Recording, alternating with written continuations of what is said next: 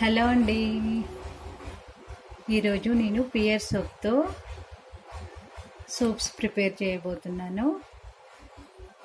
Pear సోప్ని soap బేస్గా తీసుకొని కలమంద, దవనం, పసుపు, rice flour కలిపి పియర్ సోప్ని డబుల్ బాయిలింగ్ మెథడ్లో మెల్ట్ చేసి ఇవన్నీ వేసి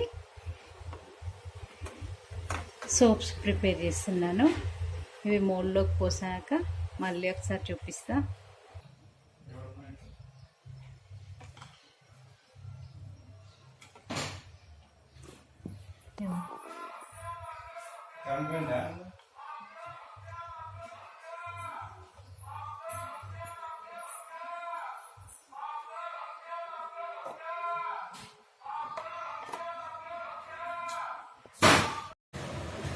ఇవే నేను పియర్ సోప్తో తయారు చేసిన సోప్స్.